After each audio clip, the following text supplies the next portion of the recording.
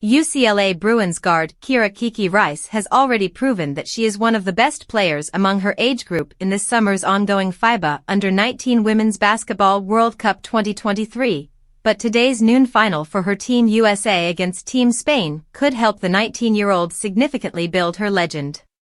Yes, a 19-year-old is competing in an Under-19 competition. Perhaps FIBA 19 and Under Women's Basketball World Cup 2023 was just too long a moniker to fit on some marquees?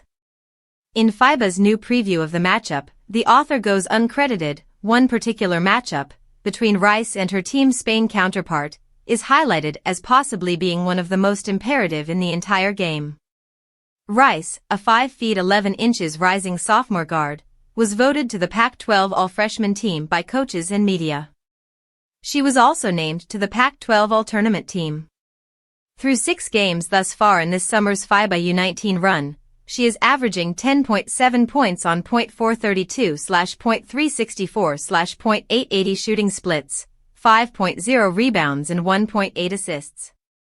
When looking across the board at all of the sophomores that will be returning to their respective college squads for a second season, everybody should be excited to see Adem Bona performs in his next campaign with the UCLA Bruins.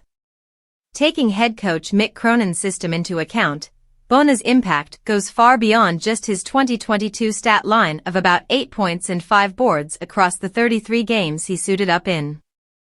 Just watching his game film, it's easy to see that any time an opposing guard broke the defense and made it into the paint with the ball, they thought twice about any attempts at the rim whenever they saw Bona waiting for them.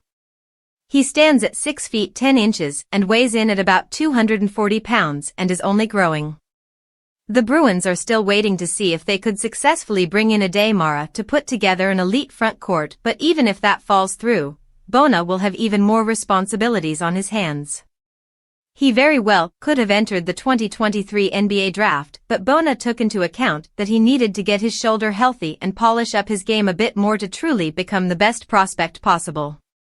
In an updated 2024 mock draft put together by Bleacher Report, their experts slate him to be the 16th pick in the first round despite any weaknesses on his profile.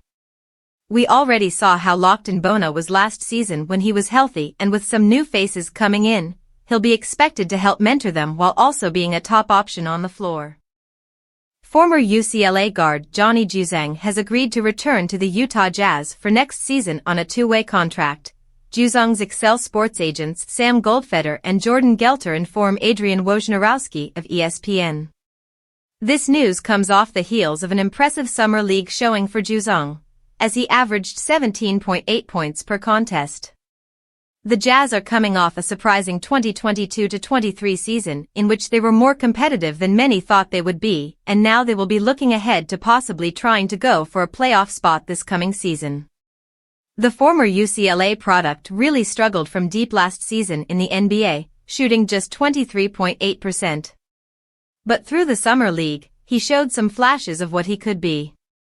He shot over 50% from distance during the summer games and will look to keep improving as the year goes along.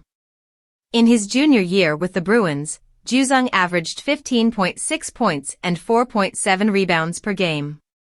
He also shot 36% from beyond the three-point line, making his struggles last season in the NBA seem like an outlier.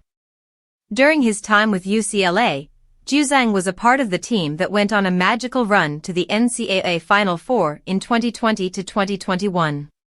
It was a special year for everyone in Bruinland, and Juzang was a major reason why the team got that far in the NCAA tournament.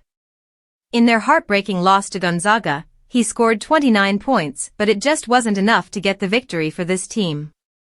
Juzang played 18 games with the Jazz last season and averaged 4.8 points over 12.9 minutes per game.